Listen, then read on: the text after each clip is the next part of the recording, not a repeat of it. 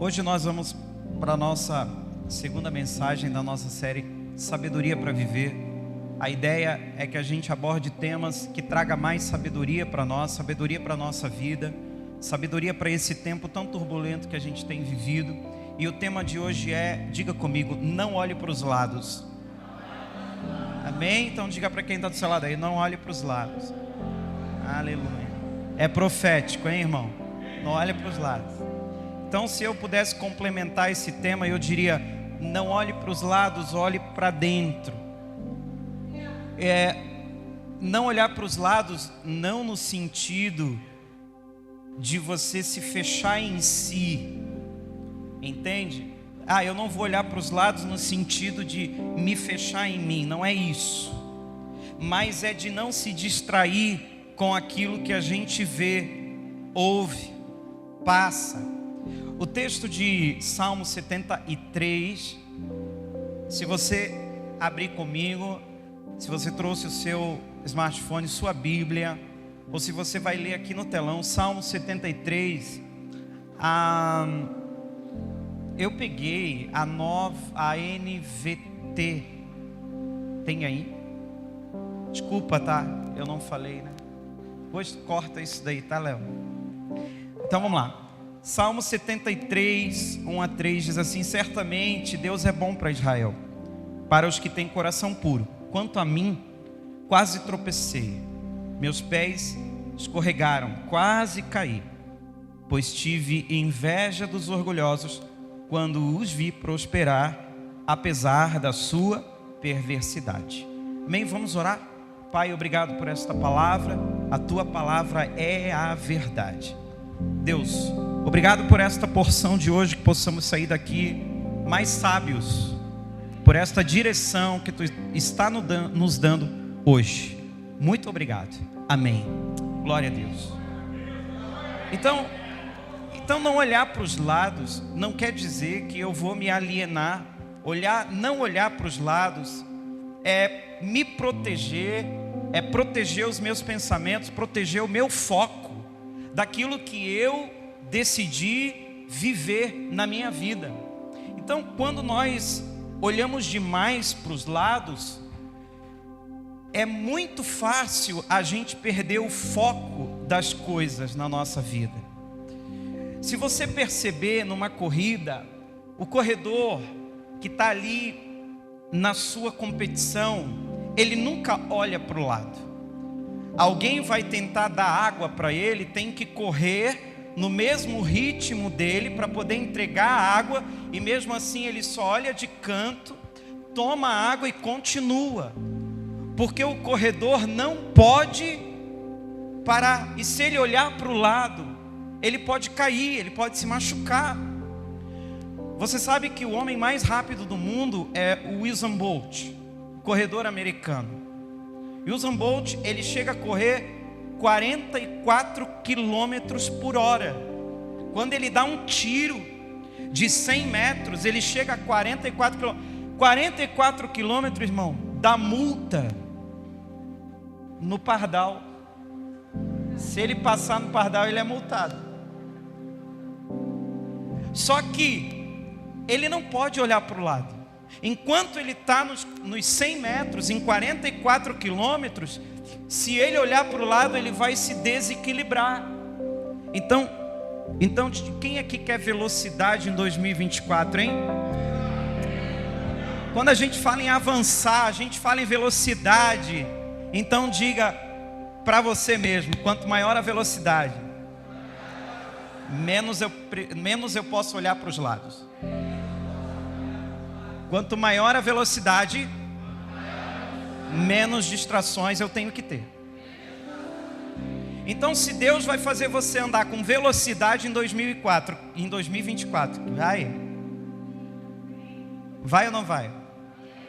Vocês não estão animados hoje, hein, Charles? Amém. Amém. Conseguimos o amém do Charles no microfone. Aleluia. Começa assim, daqui a pouco está pregando. Então vamos lá. Você que vai avançar em 2024 com velocidade, você está entendendo que não pode ficar olhando para os lados. Quanto maior a velocidade, menos eu posso olhar para os lados. Amém? Por quê? Porque senão eu vou me desequilibrar. Eu vou me comparar. A era da conectividade, ela tem esse problema de nos levar para o mundo do outro. E a gente começa a viver o mundo do outro e quer transformar o nosso mundo no mundo do outro. Eu, por exemplo, sigo muitos pastores, obviamente. E toda semana tem um pastor em Israel, tem um pastor na Europa, tem um pastor visitando as prisões de Paulo e tal e tal. Então, se você começa a olhar muito, você se transporta para o mundo do outro e você começa a ter insatisfação com o que você tem. E a insatisfação, ela traz depressão. Quando você se torna uma pessoa insatisfeita com aquilo que você tem, você se torna uma pessoa depressiva. E a era da conectividade nos faz entrar na vida de outros, e ninguém vai postar coisas ruins nas redes sociais. Todos nós vamos postar lugares bonitos, momentos felizes, momentos alegres, lugares marcantes, pessoas importantes. Tenho amigos que gostam de bater foto com pessoas importantes. Então ele está lá, toda semana ele bate foto com alguém importante. Mas aquilo, se você for olhar para os lados e comparar, e se perder em comparações, você inevitavelmente vai começar a atrasar aquilo que Deus está fazendo em você, com você. Então, se você ficar olhando para os lados, irmão, tem duas coisas que podem acontecer. Ou você não vai sair do lugar. Sabe aquele crente com TDAH espiritual? Olha para tudo, olha para tudo, olha para tudo, olha para tudo, mas não sai do lugar. Mas está olhando para tudo, sabe tudo. A pregação desse, a pregação daquele, a igreja tal, mas não sai do lugar. Então, ver o mundo dos outros não faz você construir o teu mundo. Ficar olhando o mundo dos outros só faz você perder tempo da construção do teu mundo. Eu não estou dizendo para você não ter referências. Todos nós vivemos de referências. Então tem pessoas que eu admiro, eu olho para ela e eu digo assim: eu quero chegar lá. Quero chegar lá. Eu vou trabalhar para chegar onde ele chegou.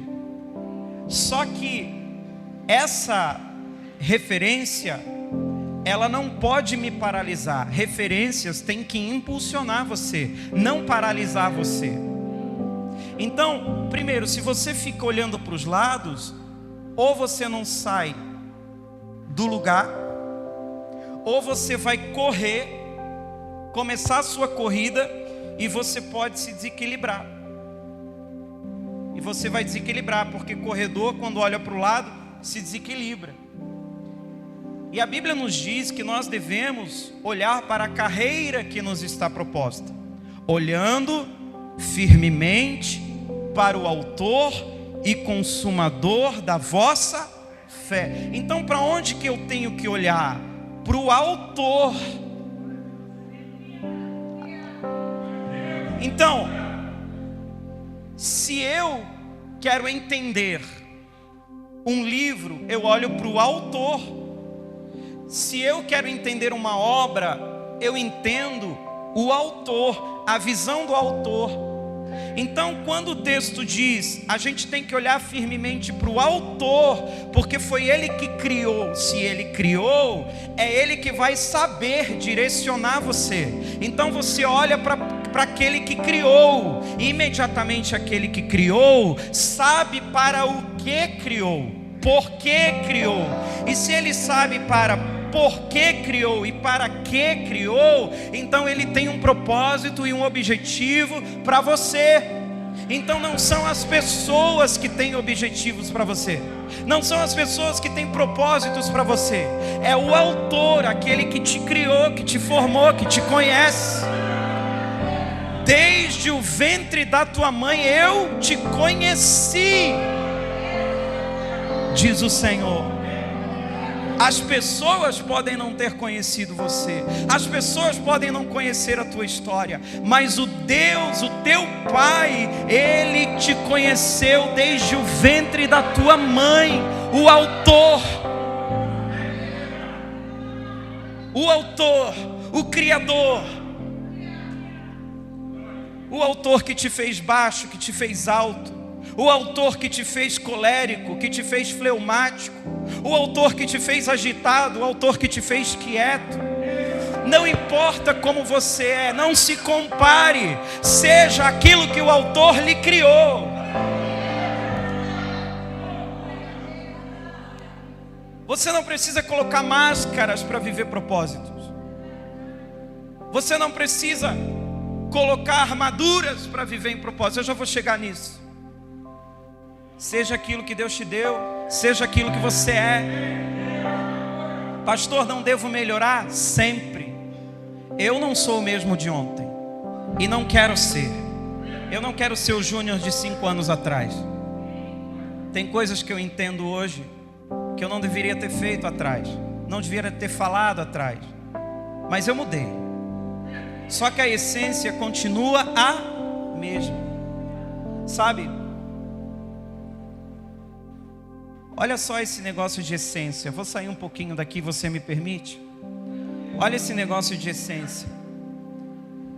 Um dia o filho de Nabucodonosor estava dando uma grande festa e estava na orgia total, rave. Foi lá, pegou os utensílios que eram da igreja, colocou num salão e começou a tocar rave. Todo mundo chapado. Maior problema. De repente vem uma mão e começa a escrever na parede. E a mão começa a escrever uma frase: pesado foste na balança e achado em falta. E todo mundo parou. Acabou a rave. A mão acabou com a rave. Todo mundo ficou olhando para a mão. E agora? Chame todo mundo do império para poder interpretar o que está escrito ali, o que está acontecendo. E ninguém conseguiu. Aí a mãe dele disse assim: olha, tem um homem que o teu pai trouxe lá de Israel. O nome dele é Daniel. E ele interpretou os sonhos do teu pai no passado. Ele pode interpretar isso. E lá vem Daniel velhinho. E daí Beltesazar disse para ele: cara, interprete isso daqui para mim. O que tu quer para interpretar isso aqui para mim? Eu te dou ouro, te dou riqueza e te dou 1/3 do meu reino. Eu te dou posições. Você vai ser o segundo no meu reino. Mas antes de dar essa proposta, ele olhou para Daniel e disse: és tu aquele Daniel que o meu pai trouxe? Aquele Daniel, aquela essência continua aí? 70 anos depois eu estou te chamando aqui, mas a essência, ela continua aí? Você mudou, sua idade mudou, a sua cultura mudou, mas a essência, você ainda é o mesmo Daniel da cova dos leões? Você é o mesmo Daniel ainda que orava 3 vezes ao dia? E Daniel não responde sim ou não. Daniel só diz para ele o seguinte: rei, eu vou interpretar, mas o teu ouro, o teu dinheiro e as posições fica para ti. Ele estava dizendo: eu sou o mesmo que quando cheguei aqui com 17 anos resolvi não participar da mesa de rei nenhum. E não é agora com 70 que eu vou querer alguma coisa de vocês. Eu continuo mesmo. Então essa essência de continuar o mesmo, mesmo melhorando, de Deus te usar como você é, mesmo com melhorias que você vai ter durante a vida. Então um dos grandes problemas de quem olha muito para os lados é que inevitavelmente cai na comparação. Tem um ditado popular que diz que a diferença entre remédio e veneno está na dose. É isso? É isso, Ali, enfermeira? Então, a diferença do remédio e de veneno está na dose. É o mesmo, irmão, pode ser aplicado à comparação. Porque a comparação, nem sempre ela é ruim. Porque a comparação é a maneira mais primitiva do ser humano se autoavaliar. Então, quando ultrapassa os limites da comparação é que é o problema. Porque daí traz a insatisfação que traz a depressão. Mas você se comparar a título de autoavaliação, não tem problema nenhum. O problema é quando nós começamos a olhar demais para os lados. Por que a gente não deve olhar para os lados, irmão? Olha só. Porque a gente tem que se concentrar dentro, não nos lados. Entende? Dentro, não nos lados. Os lados pode estar ventando, tempestade, mas você olha para dentro. Porque olhar para os lados faz a gente expor mais cedo aquilo que você tem que guardar no secreto. Olha só, eu vou te falar essa frase de novo para você guardar e eu vou te dar o contexto dela. Olhar para os lados te faz expor mais cedo aquilo que você tem que guardar no secreto. Porque essa frase veio, o Espírito Santo falou para mim essa semana. Eu estava fazendo essa ministração e eu estava vendo uma mentoria e tal, que alguns da minha equipe aqui já sabem que eu estou fazendo. E daí, Mateus, veio aquela coisa assim, vou postar aqui que eu estou fazendo a mentoria, né? Para os meus amigos ver, os pastores ver e tal. Aí veio essa frase para mim, o Espírito Santo falou essa frase para mim. Olhar para os lados te faz expor antes aquilo que eu não quero que você exponha agora. Esse não é momento de expor, esse é o momento de aprender. Vai chegar o momento de expor, mas não é agora. Agora é o momento de aprender. Aprenda quieto. Lembra de José, irmão? A síndrome de José. O texto diz que José teve um sonho, contou aos seus irmãos, e a família era grande, então o texto não especifica se ele contou para 3 ou 4 aqui, depois mais 3 ou 4 ali, depois mais 2 aqui. O fato é que ele teve um sonho e saiu anunciando, contou para os seus irmãos. E o que o texto diz? Por isso o odiaram ainda, porque quem te odeia não vai gostar dos teus sonhos. Você gosta, você vai gostar, mas quem te odeia não gosta. Está entendendo? Isso é espiritual. Eu não estou falando de pessoas não, irmão. Não estou falando para você olhar torto para a pessoa, está me odiando. Eu estou falando do mundo espiritual. O mundo espiritual não quer que a gente tenha sonhos. E ele pode usar pessoas, se a gente expor antes aquilo que Deus está fazendo, a gente expor antes do tempo, o ataque vai começar antes do tempo. Então guarde para você. Guarde em oração, guarde para os seus líderes, guarde para o seu esposo, para a sua esposa. Vocês dois. Porque existe a síndrome dos irmãos de José, irmão. é a ânsia de ser como o outro é. Começa a tomar decisões na base do outro e não em você, na história, não na sua história, não no seu momento, mas no outro. Meu irmão comprou um carro, eu quero comprar também. Meu tio construiu uma casa, eu vou construir também. O filho da minha amiga tirou 10, o meu também tem que tirar. E daí você começa a se comparar, você começa a olhar para os lados e ter e fazer aquilo que outros estão fazendo, sendo que a vida dos outros é deles, a sua é sua. Simples isso, né? Não é nem teológico, é simplicidade. Sabe, irmão, a gente tem que entender que a armadura de Saul não cabe em Davi. Não adianta insistir. Sabe, Saul chegou preocupado com Davi. Saul estava preocupado com Davi. Cara, tu vai enfrentar esse gigante? Vou, então toma aqui uma armadura, cara. Toma aqui a armadura. E Davi coloca a armadura, mas não dá. Sabe por que não dá? Porque a história dos outros não cabe em você. Sonho de outros não cabe em você. Sabe, não olhe para os lados. Instagram de outros não cabe em você. Aquilo que ele está vivendo.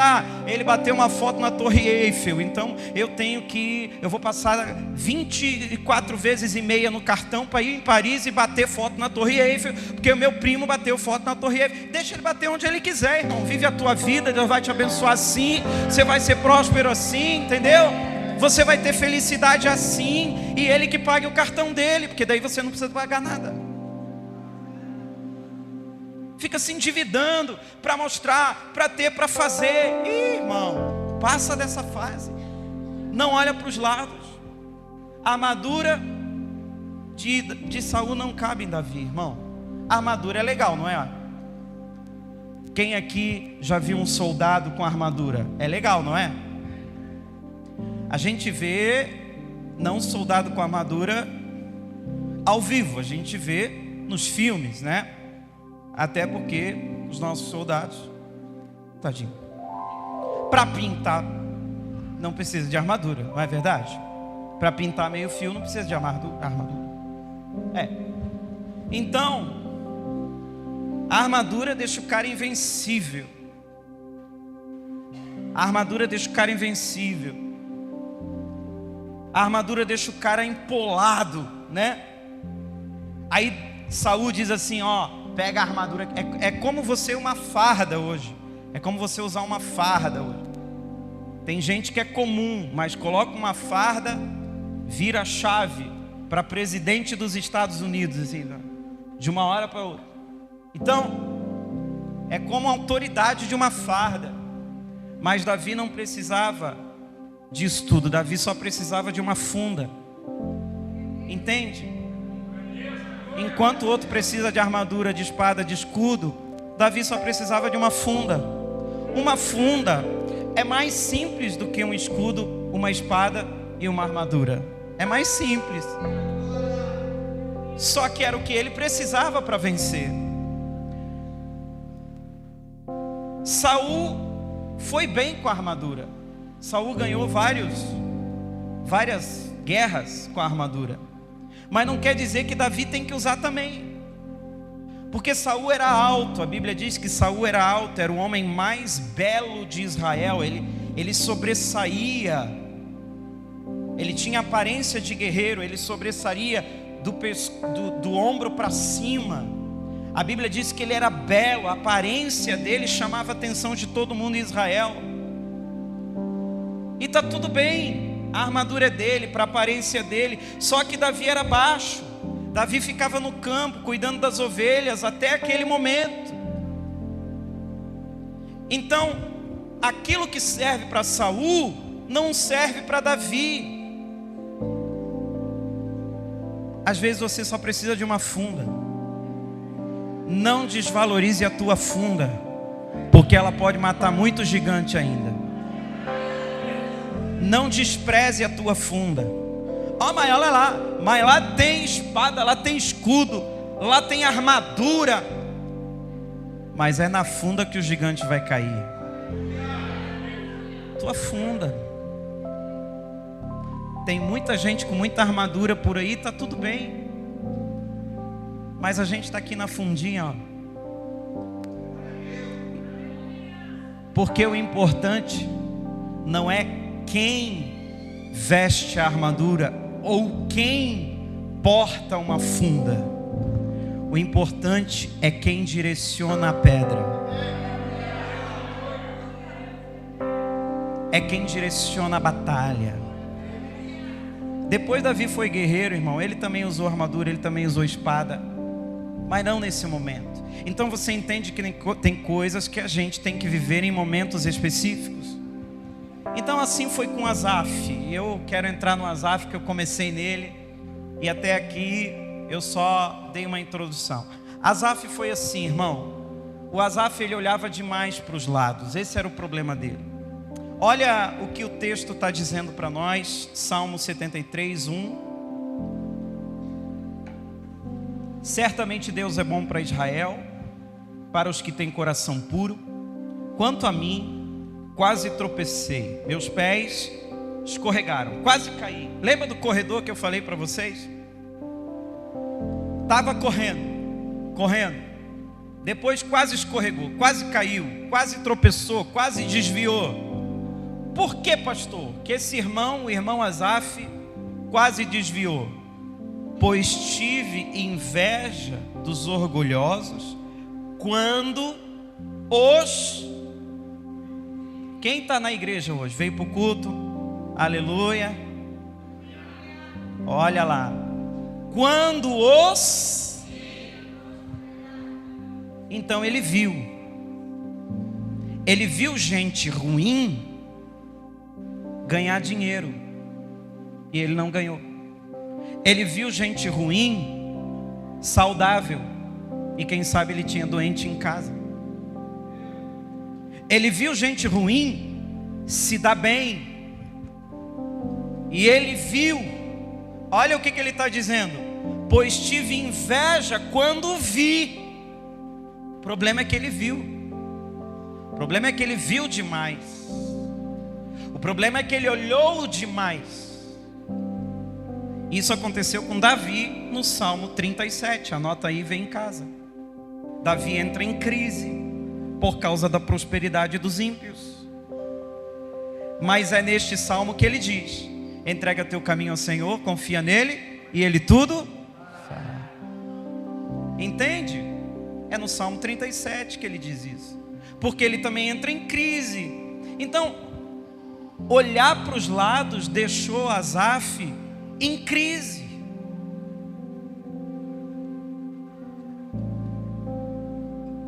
Irmão, vocês estão me olhando com uma cara. Eu vou ter que começar a liberar carro aqui, senão eles vão me matar, irmão. O problema de olhar para os lados, irmãos, é que nós sempre nos perdemos em quem realmente nós somos. O problema de olhar para os lados é que nós sempre nos perdemos em quem somos. Asaf não foi o primeiro.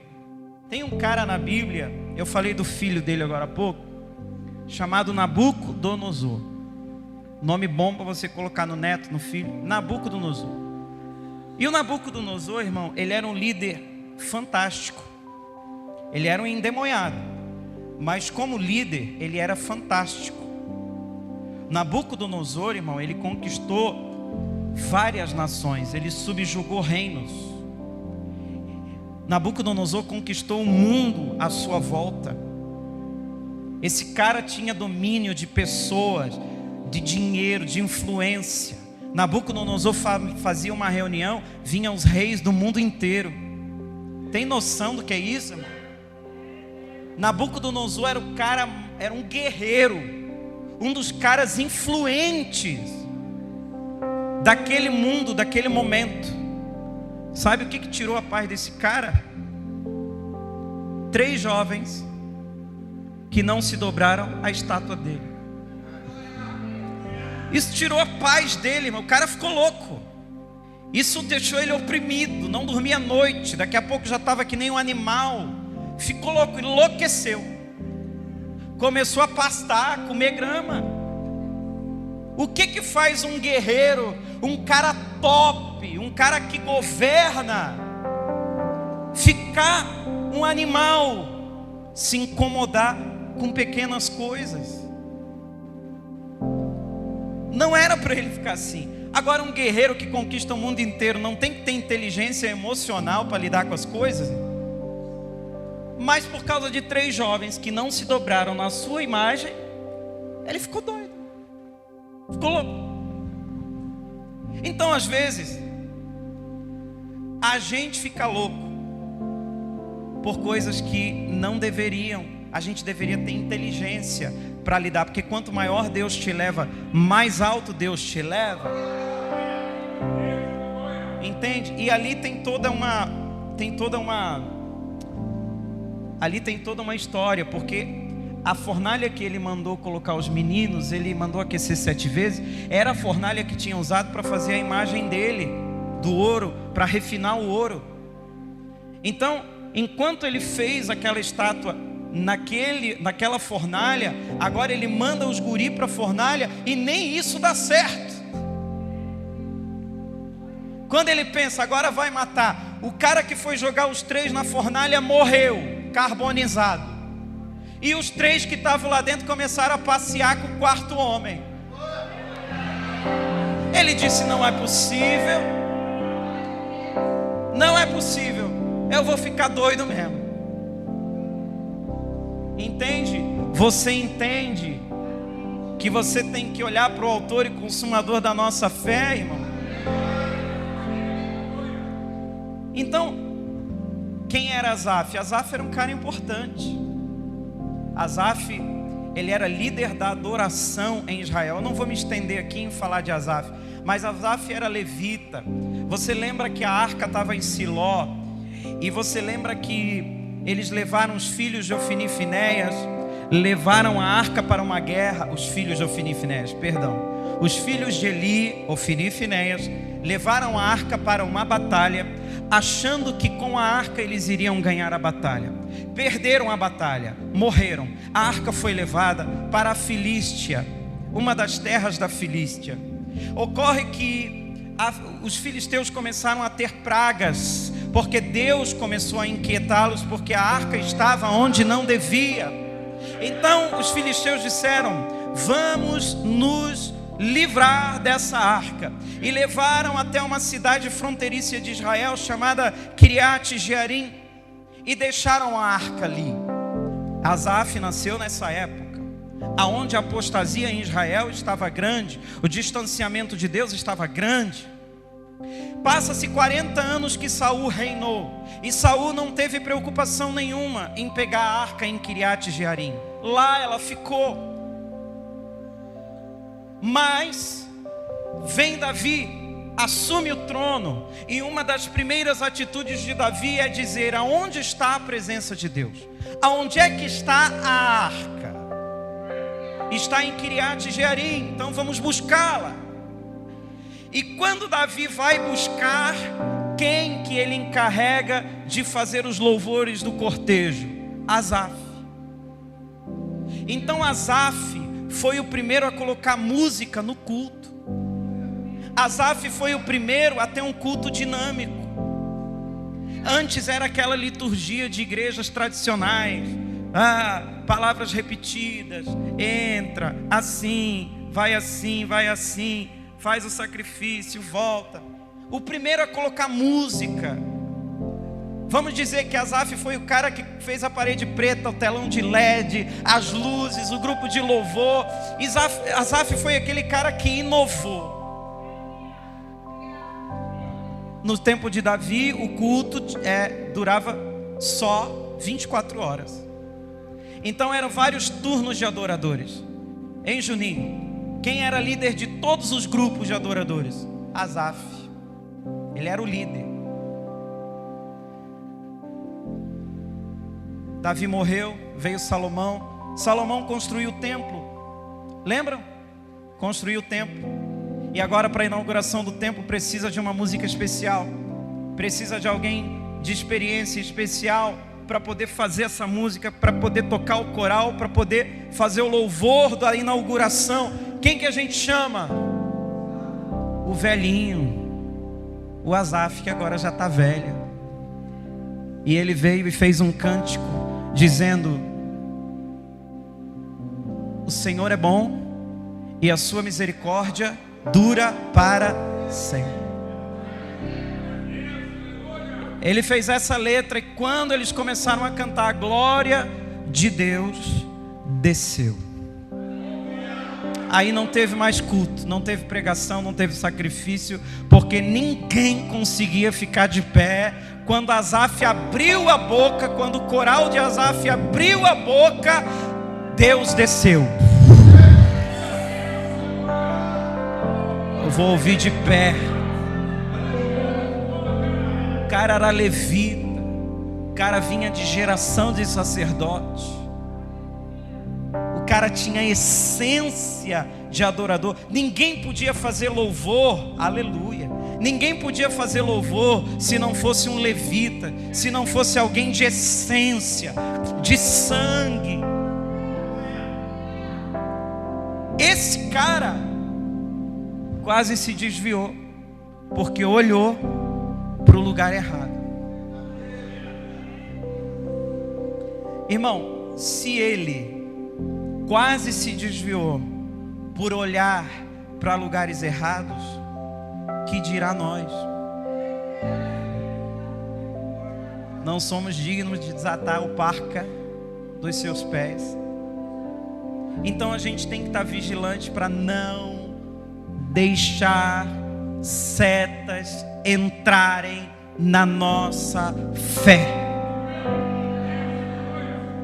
Então ele descreve, Asaf descreve, e eu vou ler para você aqui rapidinho, Salmo 71, 73, do 1, para eu ir para o término. A gente pode ler aqui então, pode ser, Tiago? Vou ler aqui com você. Certamente Deus é bom para Israel, para os que têm coração puro. Quanto a mim, quase tropecei, meus pés escorregaram. Veja, quase tropecei porque os pés escorregaram. Os pés chegaram a escorregar.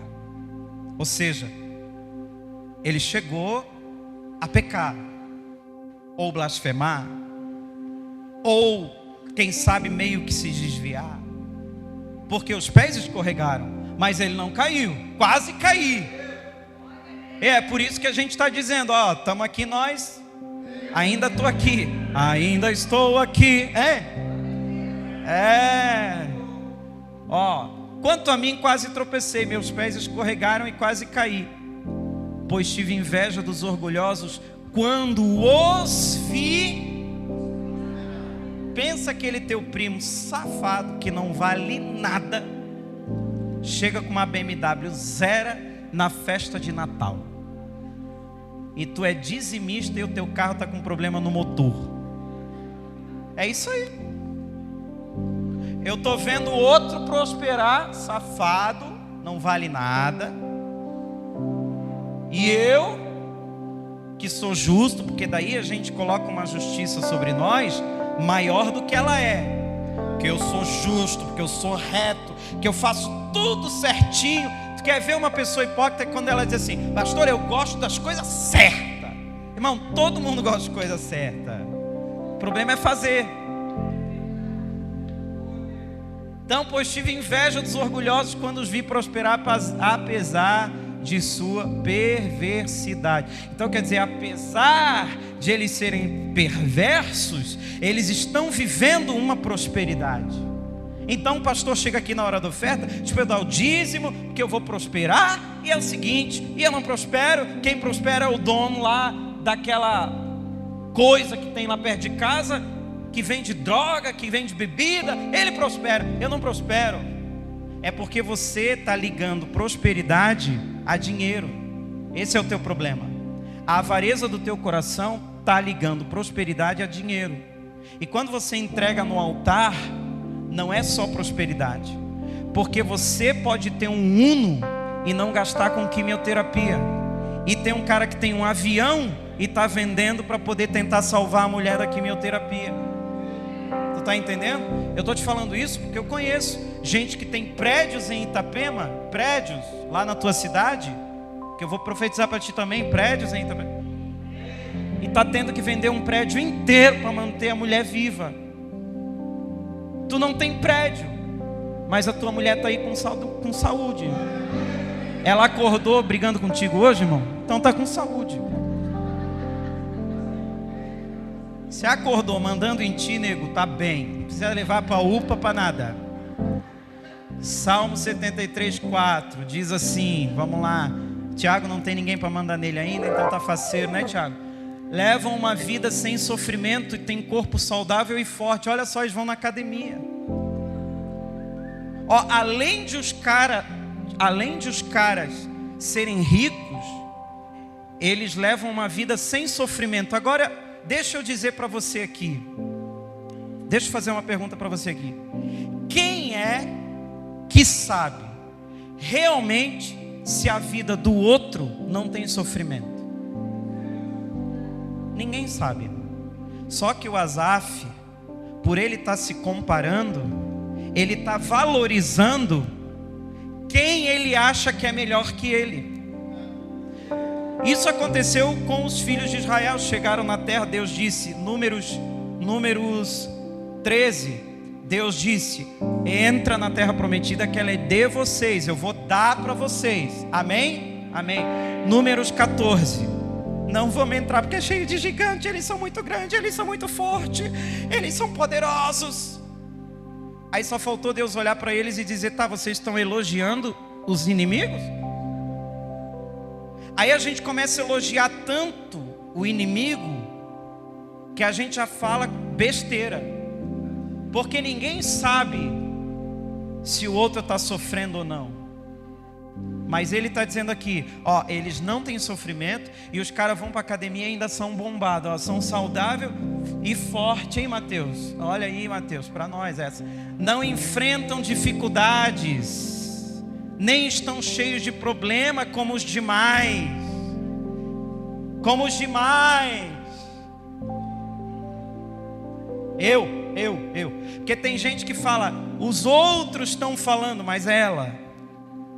Porque todo mundo está passando, mas ela. Essa é síndrome de pessoa que se compara. Já estou acabando, tá, gente? Vamos lá.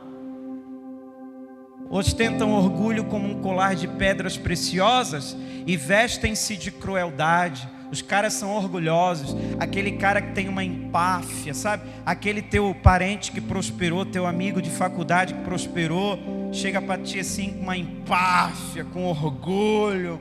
Não é? Era pobre que nem rato, vendia o almoço para comprar janta, mas agora está numa empresa. Conhece alguém assim? Só tu, eu não. Hoje, ó, seus olhos cobiçam sempre mais, porque quem ama o dinheiro nunca se farta dele. Então o cara sempre quer mais e o coração vive cheio de más intenções, porque para manter o que tem vai acabar entrando em más intenções. Lá, 8, zombam, falam somente maldades, em seu orgulho ameaçam usar de violência. 9, falam como se fossem donos dos céus, suas palavras arrogantes percorrem a terra. Os caras são dono do mundo, tá se achando. Por isso o povo se volta para eles e bebe todas as suas palavras. Não tem influencer aí que tem milhões de seguidores, todo mundo ouve o que aquelas bestas quadradas falam. Pessoa com 2 neurônios que não se comunicam e estão milionárias falando besteira. Por isso o povo se volta para eles e bebe. Olha que interessante. Não é ouve as suas palavras, é bebe as suas palavras. Porque o que bebe embriaga. Anitta, irmão, dá um dó maior para Anitta para ver se ela vai chegar. mas estão milionários. Estão ou não estão? Milionários. O que Deus sabe? Perguntam. Acaso o Altíssimo tem conhecimento disso?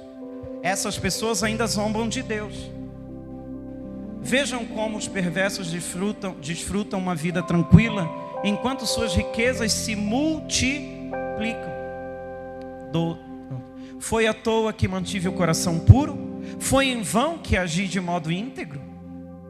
Será que eu estou sendo honesto à toa? Eu estou levando tudo certo à toa? Enquanto aqueles que usam de fraude estão prosperando, eu estou sendo honesto à toa? Você já se fez essa pergunta?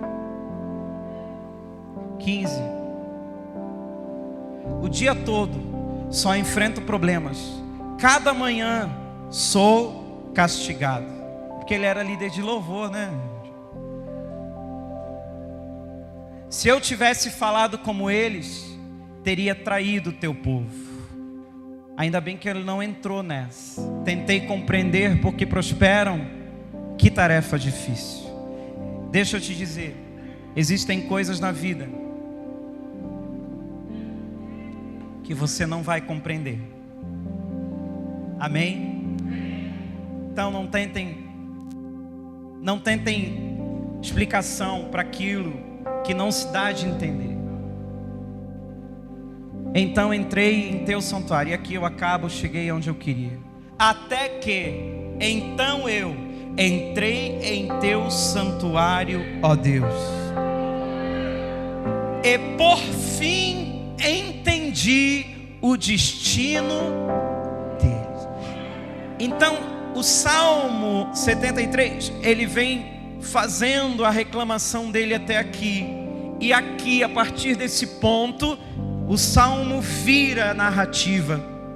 Então eu entrei no teu santuário. Então, quando eu entrei na tua presença de novo, quando eu entrei nos teus átrios de novo, quando eu te louvei o teu nome de novo, então começou a se descortinar o conhecimento do céu sobre a minha vida, e eu comecei a compreender a vida como um todo, não com um olhar só, não olhando para os lados, porque agora o autor da vida começou a me dizer: olha, isso aqui está parecendo assim, mas não vai ser assim. Esse aqui está parecendo que é, mas não é. Esse aqui eu levanto, esse aqui eu abato, esse aqui eu faço, esse aqui eu desfaço, esse aqui eu dou, esse aqui eu tiro.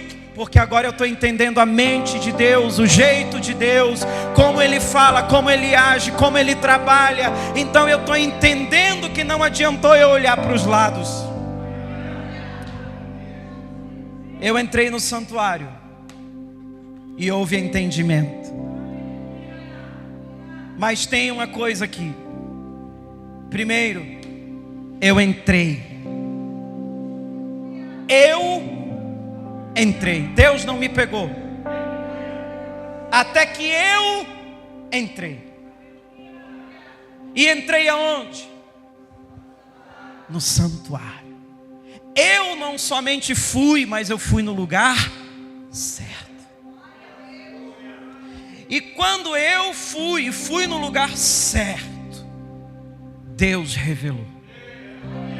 Aí veio o conhecimento de Deus, aí veio a revelação de Deus, aí veio a palavra de Deus, aí veio o sim de Deus. Então, quando eu entrei no santuário, aí eu entendi o destino deles. O destino deles. Diga comigo, o destino, o fim, o destino deles. Destino, aquilo que está destinado. Então, quando eu entrei no teu santuário, Deus, tu me mostrou aonde eles vão terminar, e tu me mostrou aonde eu vou terminar. E melhor é o fim das coisas do que o início delas. Por isso que você vai terminar em justiça, você vai terminar no céu, você vai terminar louvando, você vai terminar adorando, você vai terminar em um outro nível. E não é assim com os ímpios, porque os ímpios buscam o aqui, o agora, o aqui, o agora, a roupa, o tênis, o bem, a casa, o carro. Tudo isso você pode buscar, pode, mas tudo isso vai correr atrás de você. Você não precisa buscar, porque Deus já te deu.